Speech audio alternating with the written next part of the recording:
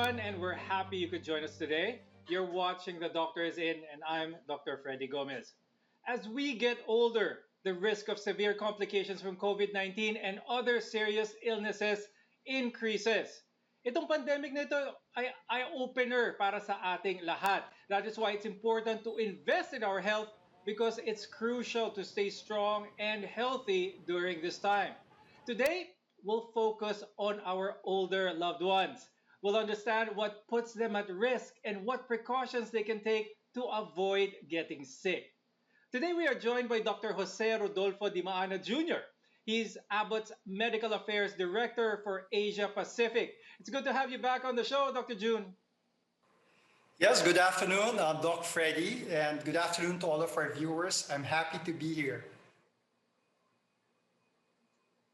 Doctor, let's talk about aging. Lahat tayo ay kailangan dumaan dito at some point in our lives. Karamihan sa ating mga elderly ay mas madalas magkasakit. And when they get sick, it takes them longer to recover. How does aging affect our overall immune system? Okay, that's a good question. Now, when we talk about health, we usually talk about our immune system. No? And as we age, nagiging mas prone din tayo sa mga iba't ibang klaseng sakit tulad tulad ng mga infections which happen to our body if our immune system is weak. So, immune system natin kasi meron siyang mga cell-mediated pathways, meron din siya yung tinatawag na humoral na nagproproduce ng mga antibodies yung ating mga immune system cells. And these cells are important kasi sila yung nag-fight off ng infections. They recognize these invading microorganisms and they mount a response para maprotektahan ang ating katawan sa mga infeksyon. Now, kapag tayo ay tumatanda, humihina rin ang ating immune system as we age. And that's why we have to make it stronger. Alam mo ba, Doc Freddie, na may kinalaman ang ating immune system sa ating muscle health?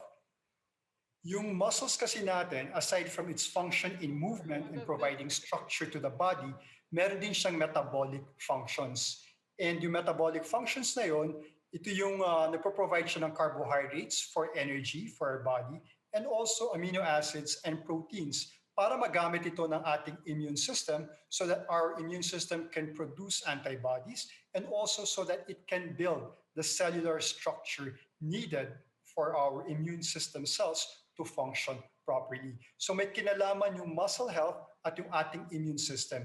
And therefore, for our aging loved ones, kailangan natin palakasin both our immune system and our muscle status. So kailangan okay yun kasi the two are linked together.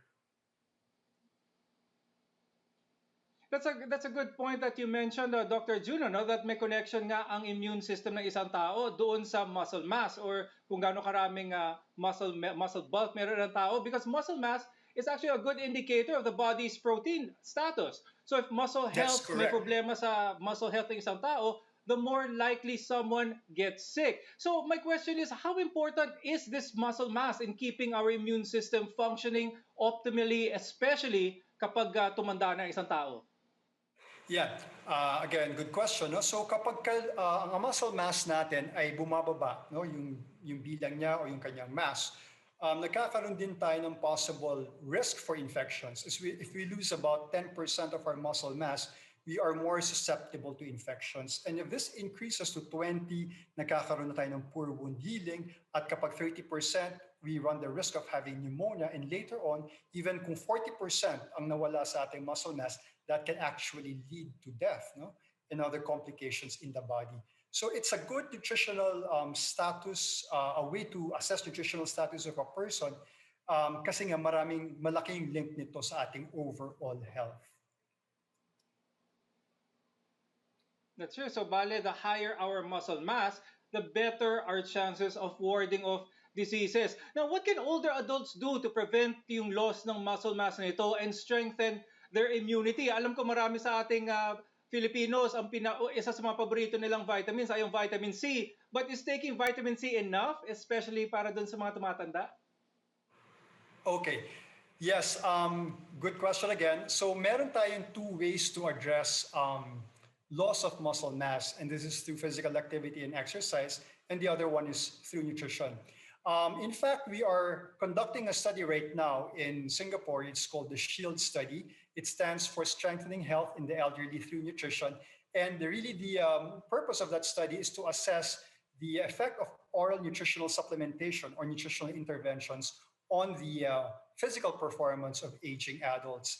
And nakita doon na as we reach the age of 65, we have a 13% higher odds or likelihood of having loss of muscle mass every year after the age of 65. So dito, sa study na to, yung second phase, pinag-aaralan namin yung effect ng oral nutritional supplementation and physical activity. Now, one good way is really through nutrition. Sa nutrition kasi, dyan mo makukuha yung mga building blocks na pwede mong gamitin to build your muscle mass and also to strengthen your immunity. You have a complete and balanced nutritional supplementation na can provide you the complete blend of macronutrients and micronutrients. Yung macronutrients, dito pumapasok yung ating proteins, fats, and carbohydrates. And sa micronutrients naman, dyan yung mga vitamin C, minerals, and other micronutrients needed by the body to increase the immune system's health. Now, ang tanong mo kanina is about vitamin C. No? It's very popular among Filipinos, but of course, all over the world. Totoo naman na vitamin C can really strengthen the immune system. However, it's not vitamin C alone which can do that. Kailangan maraming micronutrients like vitamin A, C, E, D, zinc, iron, selenium. All of those have anti-inflammatory, antioxidant properties which can increase the strength of the immune system. Another thing is proteins and HMB. Proteins kasi, they are the building blocks nga. 50% of our protein supply actually goes to the muscle and the muscle provides protein for our immune system to use as antibodies. Now, yung HMB, which is a metabolite of leucine, a particular type of amino acid, which is a subunit of a protein, is important to kasi yung body natin nagproproduce nito naturally. Kaya lang as we age, the amount of HMB in our body goes down. So kailangan mag-supplement. We can get it from our usual food intake, such as, let's say, avocados, but you have to take 3,000 avocados to just get 1.5 grams of HMB. If you want naman steak, you have to eat 11 beef steaks just to get 1.5 grams. Or kung gatas naman, you have to take 40 glasses of milk, or kung eggs, 50 eggs just to get 1.5 grams. Bakit 1.5 grams? 1.5 grams kasi yan yung napag-aralan na yung level ng HMB which can have benefits to the body, particularly for increasing strength and muscle mass. Pero it can range up to 3 grams of HMB per day. And there are certain oral nutritional supplementation which can provide the 1.5 grams of HMB in 2 servings per day. So yun yung mga pwedeng gawin. Physical activity, na discussed before, weight-bearing exercises, resistance training, and nutritional intervention from your usual food intake. Kung hindi kaya, and most elderly kasi are at risk of having undernutrition or loss of appetite, so you can supplement your usual food intake with that kind of a complete and balanced meal provided by oral nutritional supplements. Wow, so you talked about a lot of benefits of yung nutrients at kung gaano ka-importante yun, ano? Pero ang challenge dito ay hindi naman lahat ng nutrients na kukuha natin regularly from the food we eat. Lalo na yung mga matatanda na humihina din yung ganong kumain or yung amount ng food na kinakain nila. What about yung meal plan nila? Aside from yung regular meal, masustansyang pagkain, are there other supplements na pwedeng i-take ng mga nakatatanda that can be beneficial for them? Like what kind of supplements? Are there other supplements that yung mga nakatatanda that they can take with a regular meal that can be beneficial for them? Yeah, okay. Okay, so una-una, kailangan nga may meal planning tayo na pwedeng gawin. No? Sa meal planning na yun, kailangan diversified. Kailangan iba't ibang klase ng pagkain. No? Meron ka ditong complete macronutrients, fats, proteins, and carbohydrates. Tapos meron ka rin micronutrients. Yung pinggang Pinoy, meron tayo no, makikita mo doon yung proportion of these different types of food, fiber, carbohydrates, etc. that our body needs. Now for supplementation, because nga these elderly individuals are at higher risk for undernutrition, pwede ito makuha sa mga oral nutritional supplements. Now yung mga oral nutritional supplements na to, kompleto na naman to eh. Both vitamins, minerals, and also the blend of macronutrients. So yung dalawang lang yun, pwede na yun. they can complement each other, the usual food intake and the oral nutritional supplements.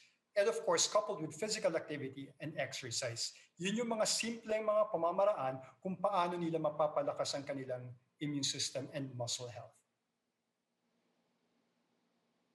Thank you very much, Dr. June Dimaano, for being with us today. Aging adults and their families should invest time and resources for disease prevention and early intervention. This includes, like what Dr. June mentioned, a proper diet, enough exercise, and taking nutrition supplements as needed or advised by your doctor. Importante po yon na kailangan mo na magpa-check sa doktor to make sure that what you're taking in is correct for you.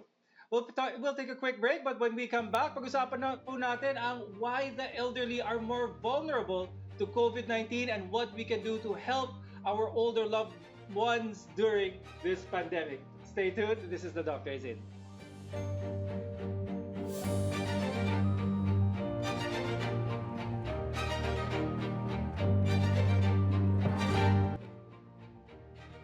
Thank you for joining us here on The Doctor Is In. I'm Dr. Freddie Gomez. Kanina pinag-usapan natin ang role ng muscle health sa immune function ng mga aging adults. Now, let's focus our attention on knowing the relationship of aging and COVID-19. We have with us Dr. Mary Janice Zamuco, a geriatric medicine specialist at the Makati Medical Center. Dr. Mary, the risk for severe illnesses increases with age, with older adults having the highest risk. Doctor, can you share with our viewers the reason for this? Bakit vulnerable ang mga matatanda sa COVID-19? Okay, so good afternoon, Dr. Gomez. So tama yun, no? In general, seniors are more vulnerable to getting COVID-19. Although iba-iba rin kasi yung seniors, no? For example, if you have a 60-year-old that's that has a lot of medical problems, marami siyang ibang gamot, mga sakit, pwedeng mas at risk siya kumpara sa, let's say, a 75-year-old who's healthy, still exercising regularly. Pero yes, in general, mas vulnerable sila. That's one of the reasons, yung sabi ko nga, no, kapag meron kang mga sakit, coexisting medical conditions, yung pinaka-common na nakikita natin na risk would be chronic kidney disease. So pag may sakit sa bato, or may diabetes, obesity, may sakit sa puso, yung iba specifically may sakit na sa lungs. So simula pa lang compromised na, either may COPD, so emphysema, bronchitis. So yun yung isang reason. Yung isa pang dahilan, yung immune system mismo ng mga seniors. There's something that we call immunosenescence. Ibig sabihin, yung immune system natin nagbabago talaga habang tumatanda tayo. So yung function ng mga cells that are supposed to help us fight infection, they're not as effective. Saka nababawasan din mismo, the levels are decreased. And then may mga barriers that are supposed to protect us. For example, yung balat ng mga matatanda, minsan mas manipis, or yun nga yung sabi ko, yung mismong baga nila, lungs nila may problema na to begin with. Tapos yung iba hindi na kayang umubo, hindi na kayang ilabas yung plema. Yung isa pa, pag senior kasi madalas hindi typical yung presentation kasi nga medyo iba na yung immune system. So kunyari COVID na pala pero walang fever, walang very minimal yung ubo. So ang nangyayari, medyo nade-delay. So imbis na mapacheck agad, nagkaka-problema rin. And then I think lastly, meron tayong tinatawag kasi na frailty. Yun yung mga seniors natin na tinatawag nating oldest old. So yung mga talagang medyo mahina na, mabagal, hindi sila namamayat, or hindi na sila masyado physically active, nakahiga na lang buong araw. So kapag ganun na yung condition mo to start with, kung ma-imagine natin compromised na tapos meron pang dadagdagan ng insult or injury ng COVID, so mas mahirap talagang makarecover. So marami talagang pagbabago nangyayari habang tumatanda ang isang tao. That's why it's very important na to know your geriatric doctor kapag nagkakaroon na ng edad para ma-maintain ang inyong quality of life. But Dr. Mary, most of the time we talk about eating healthy, exercising enough para maganda yung muscle mass, muscle strength, and taking vitamins during this pandemic. But we seem to overlook the mental aspect of social isolation, lalong-lalo na for our older adults. Is this something to be concerned about, and should this be given attention? Mm-mm. Yes, no, definitely yun nga yung tinatawag natin na social isolation. Problema talaga yun kasi syempre ngayong pandemic, no, lagi natin sinasabi sa mga seniors natin, huwag kayong lalabas. Yung iba nagiging nag-aaway yung mga anak at yung mga magulang kasi nga syempre sanay sila na, they're independent, pwede silang, they can do their own errands, meet up with friends. Pero ngayon, ang nangyari, biglang as much as possible, sa bahay lang talaga sila. So, maraming effects yun.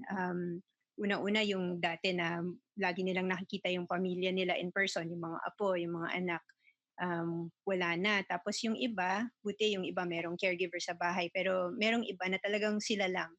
Meron akong mga pasyente na mag-asawa, nagkahiwalay pa kasi yung isa nasa probinsya or nasa ibang bansa tapos hindi makatravel. So, ang problema kasi sa social isolation, isa, yung iba nawawala ng gana kumain. Kasi ang nakikita rin talaga namin sa studies, for most seniors, no, they eat better when they're with company, with family. So, ang nangyari, wala silang appetite, so lalong manghihina. And then yung iba, ayaw na mag-exercise, they're not motivated. So, lalo silang nakaupo lang, di masyadong active. So, sabi niyo nga, bumababa yung immune system lalo bukod sa nanghihina. And then meron din kami mga pasyente, kunyari nasa nursing home. So, meron na silang dementia, yung makalimutin na, meron ng problems with their thinking. And then natanggal pa yung opportunity for family members to visit. So walang bumibisita, wala silang nakakausap. Lalong nag-deteriorate yung kanilang mental status, yung pag-iisip.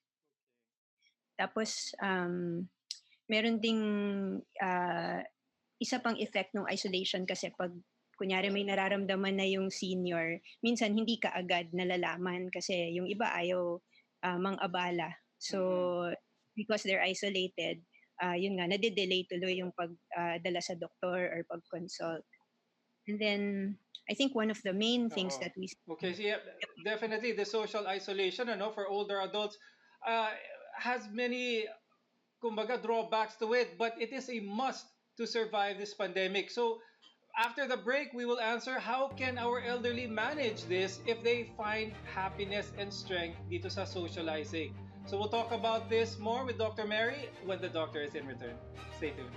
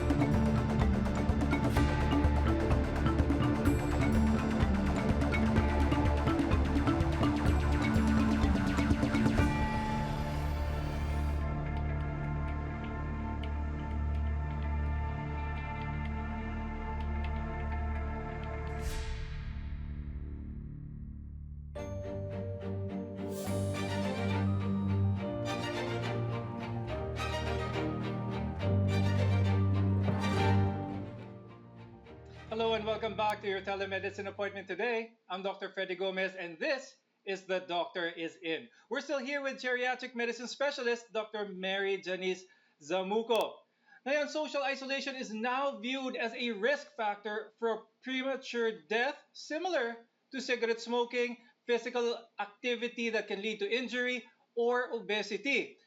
Dr. Mary, given this scenario or this situation, what can older adults do to manage social isolation?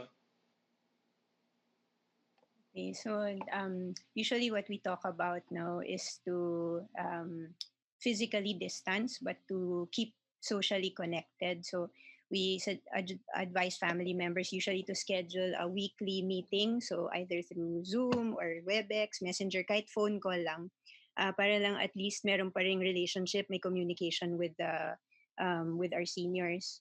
Importante rin na we can actually ask them outright, no, how they feel. So kamustahin natin, nalulungkot ba sila, nag-aalala, kasi minsan just the opportunity to talk to someone about how they feel will help.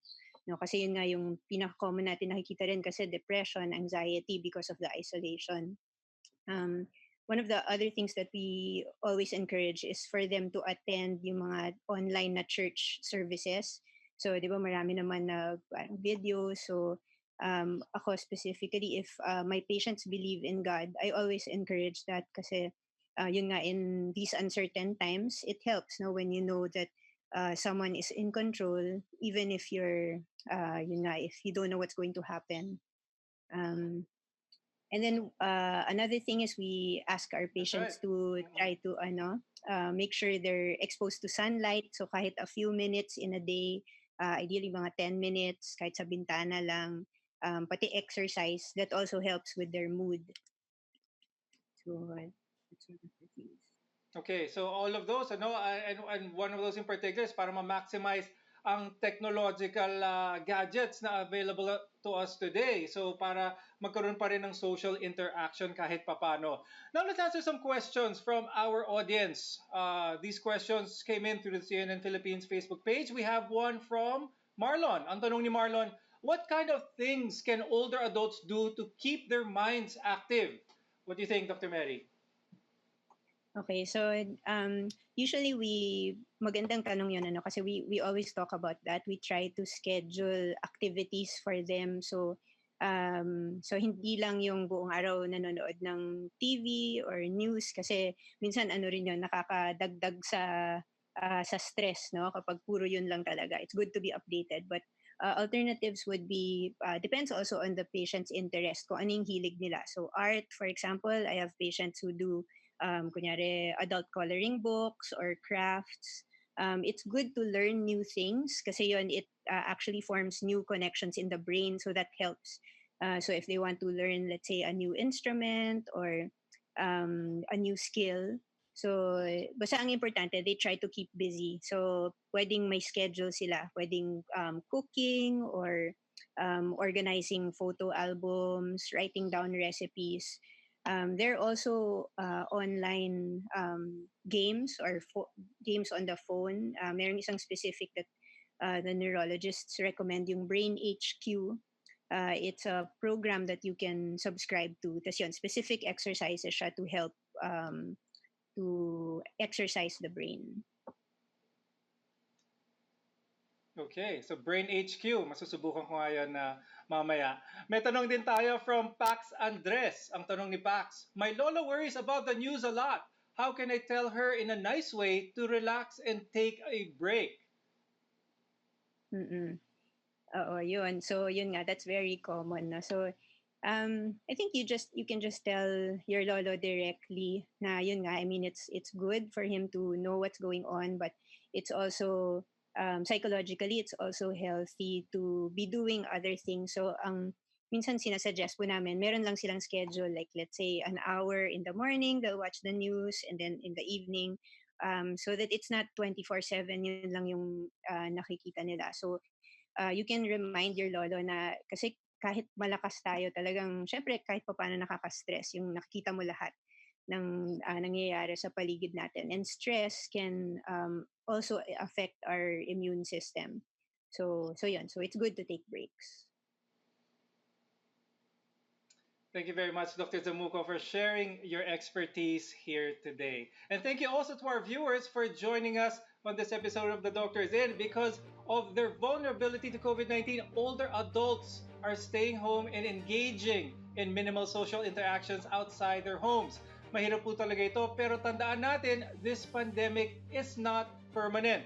And while we face some uncertainties, it's important to stay positive, keep our minds and bodies healthy, and most importantly, stay productive. Let's see each other again on our next session here on The Doctor is In. I'm Dr. Freddie Gomez. See you soon and stay safe.